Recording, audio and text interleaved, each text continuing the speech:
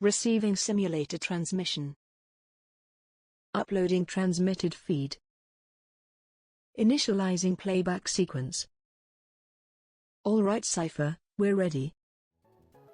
Hey everyone, Seipher here, and welcome back to Seipher Plays Pokémon Ruby Nuzlocke. In the last episode, we made our way through Victory Road, challenging various trainers and picking up various items as we trekked through the cave. We ultimately made our way through, and before exiting the cave, had one last fight with our new rival in Wally, who we managed to rather easily sweep. This time, we will be starting our Pokémon League challenge, but before we get into the fights, I want to go over the team that I have assembled to get us through this. So, let's just kick things off with the Ronin of the Woods himself, Forest, the Sceptile. Overgrow ability, as we've know.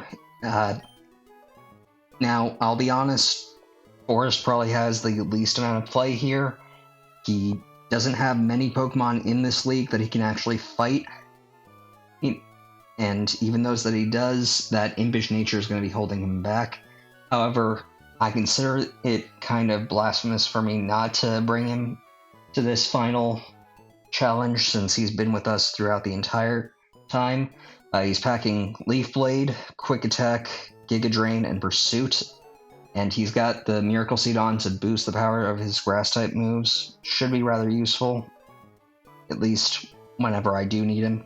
Basically, he's a Hail Mary if we need some solid damage. Up next, the hotshot pilot of the group, Lombardi the Swallow, with his Guts and a Burn active. He is basically a tactical physical nuke. I've got him equipped with the Silk Scarf, though that won't necessarily be what he's holding the entire time. But for now, he's holding it just so that he can get a bit more of a boost to his normal type attacks. Rocking with Facade, Aerial Ace, Quick Attack, and Steel Wing. Honestly, probably, if it weren't for a few Pokemon in this league, he'd probably be able to take on the entire thing by himself, but oh well. Up next, the Fury of the Sky, Urbosa, the Manectric. I currently have her equipped with the Laxin Sense because her main issue is that she can't really take hits, and this will help her dodge a bit more. She's got solid special attack and speed, so should be rather helpful. Her moveset is a bit basic. You can't really have much good in Gen 3 on a Manectric. Rocking Thunderbolt, Bite, Shockwave, and Thunderwave. Honestly, if this were Gen 6, I would have given her Flamethrower, but unfortunately, this is not Gen 6. So, we'll just have to make do with what we've got. Next is Shogo, the Stalwart Berserker himself, the Zangoose. I currently have him equipped with a White Herb, although his item will be changing around as we go through this challenge. I do still have the King's Rock in my bag. I have a spell tag that was actually on Hex, the Shuppet that we picked up a while back. He's basically going to be my opening gambit for this, and you'll see why as we get in. He's got a lot of attack, and he's currently rocking Return, Brick Break, Shadow Ball, and Swords Dance. I don't think we'll need to boost all that much for the first two fights, or rather, yeah, I don't really think we'll be needing much boosts, but there will be at least times that we'll be able to use that Swords Dance, and it should see us through. If I play my cards right, I think I can get through the first 3 members of the Elite Four with just Shogo alone, but we'll see. Up next is Darude, the Sand Spirit, and a Flygon. Holding the Soft Sand to boost his Ground-type moves. His moveset has changed around a little bit. Dragon Claw, Earthquake, Flamethrower, and Fly.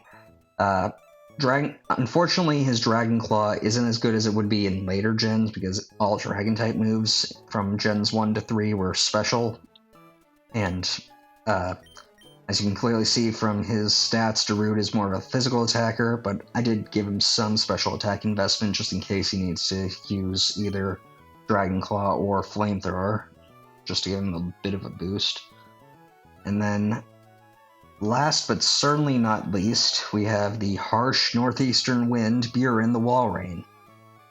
Coming in with the Thick Fat ability, her inclusion does shore up a massive weakness in my team to the Ice type, and you're probably for those of you well versed in this game, you're probably wondering, why do I have so many Pokemon weak to Ice, especially seeing as one of the Elite Four members is an Ice type trainer? And to that I say, it's not that much of an issue, because Buren here is 8 times resistant to Ice, so I can easily switch her in to tank any Ice type attacks.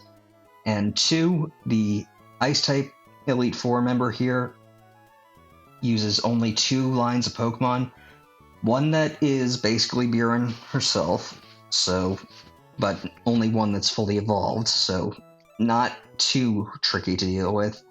And the other is Glalie, which is a pure Ice type with 80 across the board in every stat, so I don't really fear it all that much. So it's easy to sort of deal with, so I think I can justify that.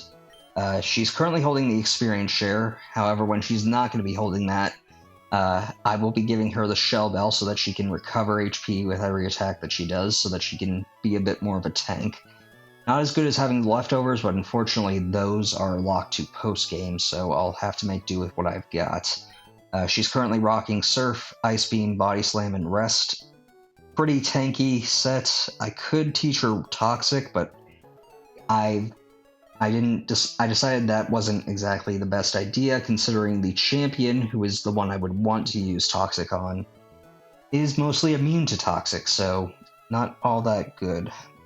Anyway, we'll just make do with what we got. As you can clearly see from my movesets, I've used a few PP ups across a few moves, mainly on Shogo, but that won't really be much of an issue. Anyway, I'm going to switch Shogo to the front, and before we go in and talk to those two blocking our way, we're going to quickly take a look over our box, just because it's a bit of a tradition at this point to look at all the Pokemon that have gotten us to where we are now, and just sort of commemorate them as we go through with this final challenge. It's going to be one heck of a journey. Well, it's been one heck of a journey, and hopefully I can see it through to the end and overcome my first Nuzlocke run in Ruby. But with that, I would say that we have reached the end of any side stuff I wanted to do, so let's just talk to these guys. Beyond this point, only those trainers who have collected all the gym badges are permitted to enter. Trainer, let us confirm that you have all the gym badges. Trainer, believe in yourself and your Pokemon, and go forth! Well, that seems like a bit of a foolish thing to have to provide your gym badges here. I mean, you can't even get here without all your gym badges, so whatever. Anyway, I did actually off-screen get a few items just to be prepared. I obviously have my flutes. I bought some full restores, some hyper potions, and some full heals. I probably overextended, and I do have 6 rare candies. I'm mainly keeping these around just in case we have any deaths in the Elite Four. Not that I expect them to, but better to be safe than sorry. And I've pulled out every last PowerPoint restoring item that I've got, so we should be set, so let's just walk on in.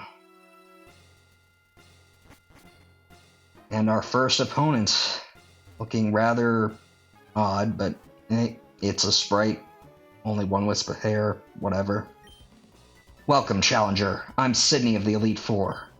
I like that look you're giving me. I guess you'll give me a good match. That's good. Looking real good. Alright, you and me. Let's enjoy a battle that can only be staged here, in the Pokémon League. Alright, the first member of the Elite Four. Sidney, the Dark-type trainer. He's going to be leading off with the Mightyena, and as we all know from this journey, Mightyena is a pretty strong opening move, having Intimidate to lower attack, but thankfully I equipped a white herb that we had picked up just south of Rustboro. Competitive players would probably see that as a waste, but I personally don't see it as such, and we're just going to quickly brick break this Mightyena down now that our attack stat isn't lowered, because that will enable us to get a instant one-shot, and should allow us to one-shot pretty much every opponent that Sidney sends out against us. since we're so many levels above him, and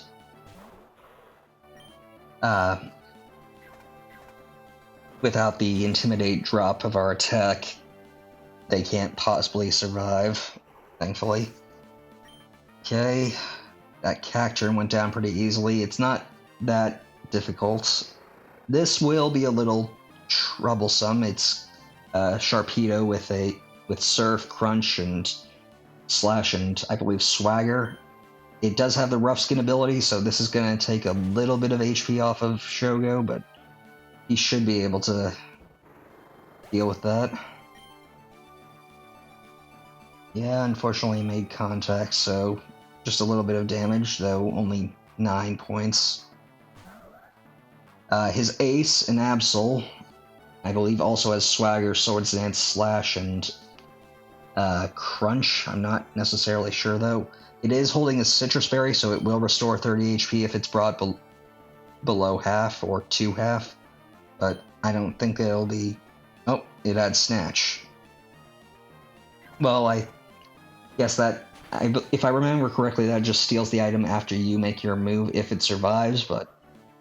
I didn't have any item on Shogo anymore since he used up the White Herb, so we should be okay. And his last Pokemon, Shiftry, the only thing that I think can actually damage us. Fake Out, Extrasensory, Swagger, and Torment, I believe, so not going to be much of an issue. I'm going to go for a Swords Dance just because I thought he would go for a Fake Out, but oh well.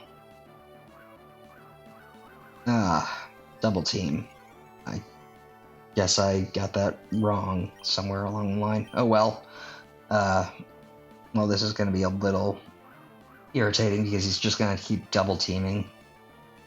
Let's just go for a return. There we go.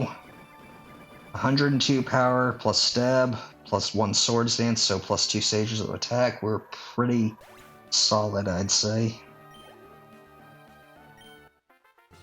Alright, and with that, we have defeated Elite Four Sidney.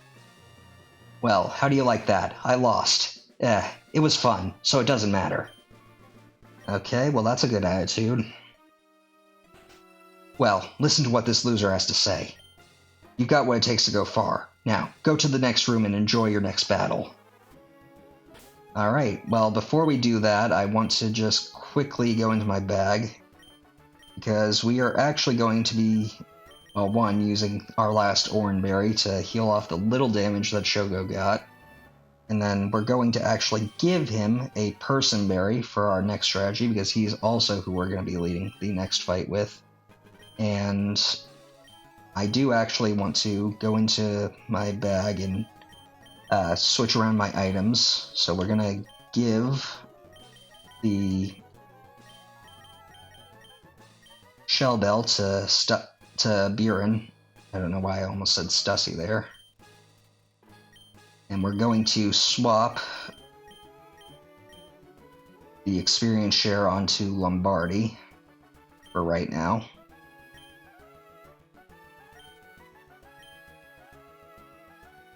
And we're just going to progress on to the next room as Sidney suggested. Because this next room, as you can clearly see from the creepy ambiance belying this one trainer here, is going to be a slightly different type. I'm Phoebe of the Elite Four. I did my training on Mount Pyre. While I trained, I gained the ability to commune with ghost-type Pokemon. Yes, the bond I developed with Pokemon is extremely tight.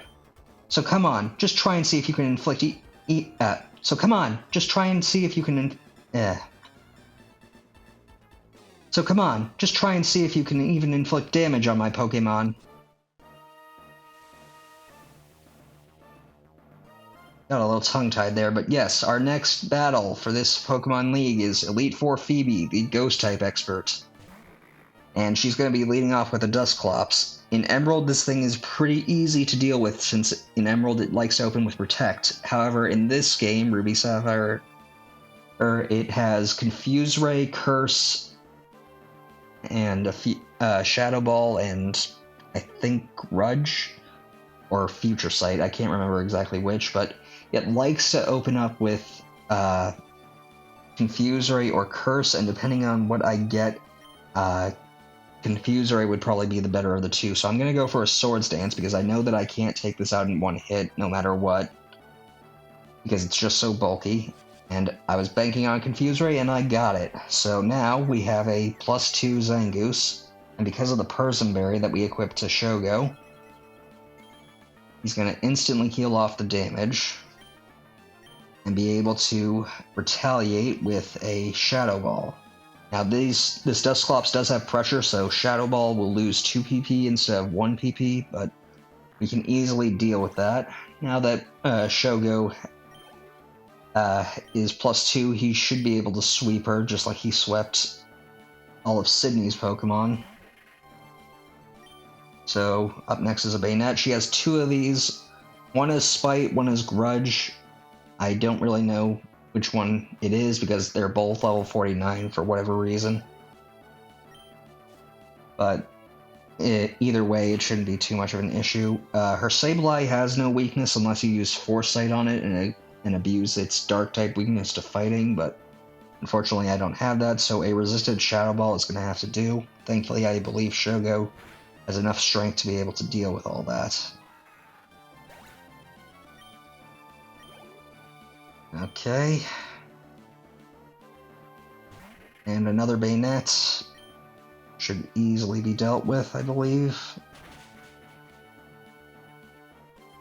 Thank you. And Shogo grew to level 57. He's easily our strongest Pokemon at this point.